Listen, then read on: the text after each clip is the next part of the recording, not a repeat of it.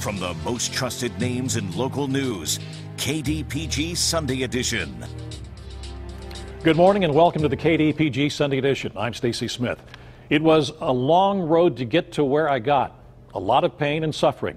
Now those could be the words of any person suffering from addiction to alcohol or drugs. But they take on a different perspective when they come from a Pittsburgh sports hero remembered by a lot of people here. Pittsburgh Penguins great Kevin Stevens made that comment in an interview with Jason Mackey of the Post-Gazette. Kevin Stevens was the only Pittsburgh Penguin player to play in every regular season and playoff game during the Pens' back-to-back Stanley Cup seasons of 90-91 and 91-92. The road he travels now has taken him from champion to addict to counselor for others who are now addicted. And today, Kevin Stevens lives in Massachusetts. In addition to being a special assignment scout for the Penguins, he has formed the Power Forward Foundation, a nonprofit organization that helps victims of drug addiction and their families deal with this life challenge.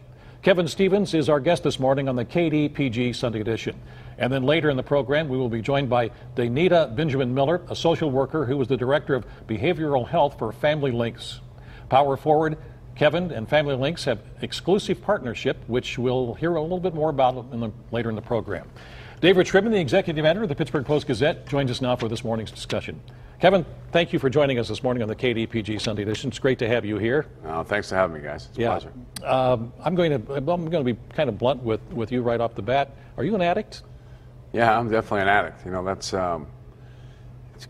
that's what I am. You know, like I said, it doesn't pick and choose. I'm an addict. I'm in recovery, which is the best thing about it. You know, that's being in addiction is a tough thing, but I've kind of overcome that, and now I'm in recovery, which is kind of a good thing for me. Tell us what you're addicted to and how this all played out. Yeah, I'm addicted to pretty much anything, I think. You know, so it's one of those things. How it played out was, you know, we're going for our third Stanley Cup, and it was we're in New York City, just like after we played the Rangers, just like on any other night, and I go out with the guys, and someone hands me something. This is the first time, and now I know it was cocaine. I had no idea. I was 28 years old. I never did a drug, never knew anything about, you know, what this was. So someone handed it to me, so I made like a 10-second decision to try this. I did. I went and tried it, and then for the next 22, 23 years, it was different. My mind, something set something off in my mind. I had the disease, I had the gene, I guess, and I hadn't activated it yet. So I was 28 years old. I never did anything. So I activated this thing with the cocaine. Didn't do it all the time, it wasn't, but it changed the chemistry of the way I thought and the way I perceived to be things. You know, I was always a good teammate, I was always working hard, I was always ahead of the game. It kind of puts you in a little different perspective. You know, addiction, your mind, it's compulsion. It's not doing it all the time, but maybe thinking about, you know, when the next time. Did you know immediately that you wanted to do that again? You know what, when I did that, I had no idea that it was going to affect me the way it did. And that's how I kind of talk about people, choices and decisions. I made a choice, a 10-second choice to kind of change the path of my life. I had no idea. I knew that maybe I wanted to do it again. You know, I didn't know when. I didn't know how it was going to affect, when it was going to come about. But then I kind of I did it, and then, you know. How long after the first time was it before you did it again? Probably a couple months, you know, and then it becomes closer and closer, you know, it kind of, like addiction is progression. You can progress to an addict. You know, you get to that point where you step over the line, and that one didn't happen right away. But it caused me enough pain and enough suffering and my own guilt and shame of what I was doing that I couldn't really, you know, I was doing it at the wrong times. You know, it's a bad place to be when you're starting that path. Was it always just cocaine? No, so the cocaine was kind of activated. Then I had the injury in Game 7 there. And I had tried the cocaine like probably a couple of months before that, only the one time that I had the injury. And that's when I kind of got acclimated to the pain pills. I already opened up my addiction. I already have activated that gene. I had a little taste of the pain pills. But I didn't, after the injury, I was in the hospital, I don't know, for a month, whatever it was, I didn't go right to pain pills right then.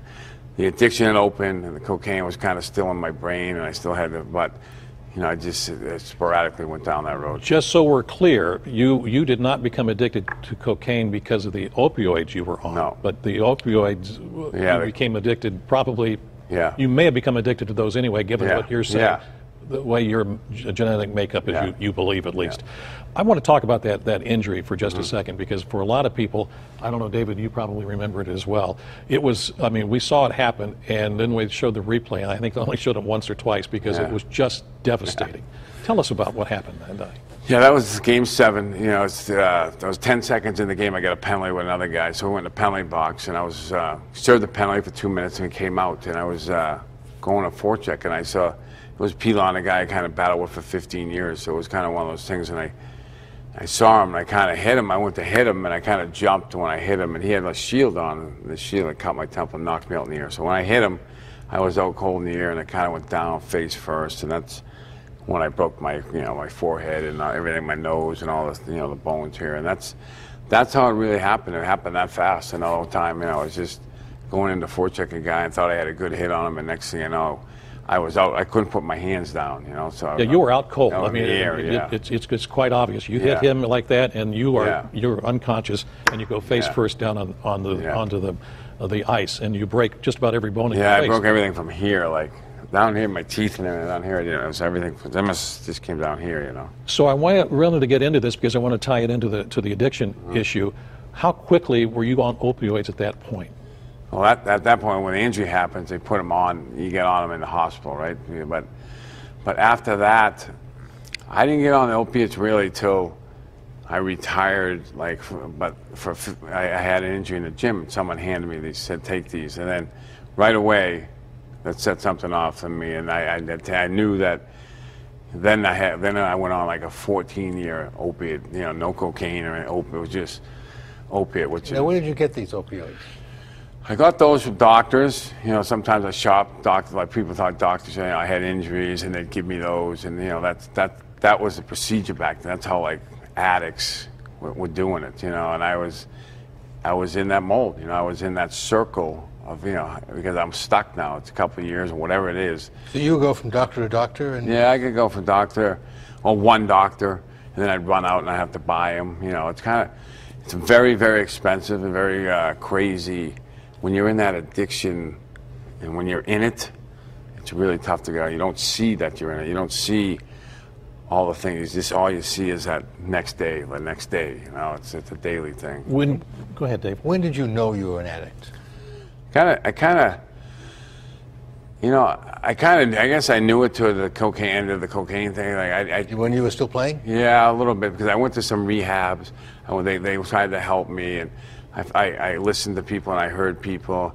You went to drug rehab while you were on the Penguins? Yeah, I went when I was on the range. When I got out of Pittsburgh, I kind of was, that's when my life, once I left Pittsburgh, it kind of went this way, and I got in trouble, and then they put you in rehab for a little bit. I learned a little bit about the disease, but I was in total denial because I really didn't want to believe that this was happening, and it was kind of, until I accepted it, life became a little easier, but the denial is tough.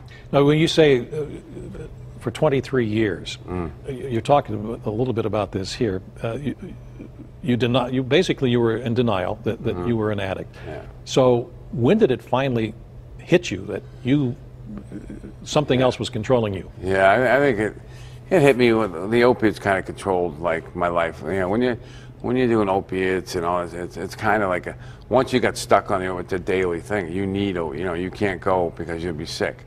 It wasn't about being high. It's just about being here, living life and living, because now you're stuck and you're kind of used to that life, and it lasted a long, painful time. It was a long time. I presume it's very difficult for you at that point then to hold a job. Yeah, hold a job. I lost, Penguins gave me a job. I lost that.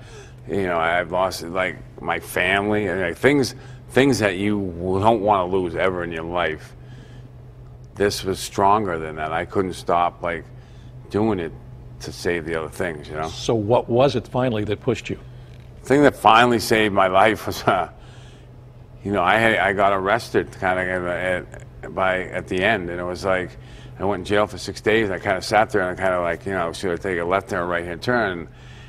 And I took a right hand turn, and it changed my life. I found a different way to live. I found a purpose again. I didn't have a purpose for a long time. When you're stuck in that addiction, well, you don't have a purpose, and you give yourself a little time, you get a purpose, and you feel like you can do something again. Because you beat yourself up so long when you're in this thing, and you know, I found a purpose and I found a way to live again. What was the purpose? My purpose, you know, was that I could help people. You know, I know, you know, when I went to the judge, you know, usually I went to a federal judge. Usually when you do that, they're 98% conviction rate. And I went and the judge said, Kevin, I'm not going to put you in jail. I want you to help me, though. I want you to work with kids. I think you have a message that you can help with this. You were saved by a judge, too. Yeah, I was saved by him. And he said, I think you can help save a lot of people. This is a crazy time with the opiates, and that's what I did. What year was this? That was 2 years ago, right? I'm sober 2.5, almost 2 years and 5 months now. So that was a year ago. I waited a year and a half ago. He told me that. Well, I want to get back to when you found your purpose. How low was your deepest low? It was low. You know, it was, you know, addiction is a lonely disease. It takes you places where, you know, you don't think you're going to get out of. I wasn't sure how to get out of this because you get so deep into it. And that's what a lot of addicts have the problem with, is that they don't give themselves enough time. They'll give you a month, you get a month clean, then you go back. You get a month, 2 months clean. It's not, you don't give yourself enough time to build that confidence back again that you can live this life and you can have a good life. Well, did you take anything to prevent the Suboxone, any of those kinds of things? No, I didn't take anything. When I got clean, I just went to Alcoholics Anonymous. I went to a lot of meetings. I met a lot of good people. I had a lot of help. I had a lot of good friends help me, you know, stay the way I was supposed to, find a different way to live, and give me confidence that my life could be good again, and it has got good. I think David was kind of trying to center in on this point as well, because we've had so many discussions with so many different people who have come onto this program and other programs and interviews in your newspaper, and many of them can't find that purpose. Yeah. You know, I'm still looking to, what was the final trigger for you to say, all right, and can anyone do that? Can you overcome the addiction just by a mental decision that I'm not going to do this anymore? I think that's the only way you can stop it. Like people tried to help me all along the road, my teammate, everybody tried to help me, Mario, all these guys, Rex, all these guys tried to help me, but until I took the initiative to want to accept the help, then nothing was going to happen, because the addiction's stronger than it. It's not willpower. It's just finding a different way to live, a different, you know, just a different way, like having God in you, like having a purpose, asking for help, like not being all about yourself. And it kind of took a step, and I just followed directions of other people. And your teammates had tried to help you? Teammates had tried to help, and then they have to pull themselves away. Like, people pull away because, you know, they can't help. They try to help, but they don't help. But until I could help myself, you know, that's basically how it all happened. Well, I don't know names or anything like that. Was or is drug abuse prevalent in the NA? No, I didn't. Like, when I was playing, it really wasn't, because you can't be a good hockey player. When I hit addiction, I was a first-team All-Star. I was scoring 50 goals. You know, it wasn't like my life was down here. You know, my life was up here when I hit it. You know, it took me a slow path, like a painful path, but you know, my stuff happened when I was up here. So it's just about, you know, and getting clean. So it's just about making a decision that you want to change the way to live, and it's, you know, it's not an easy one. Well, Kevin has also started an organization called Power Forward, and where you're trying to help other addicts power through this as well. And we're going to find out more about that when the KDPG Sunday edition continues in just a moment.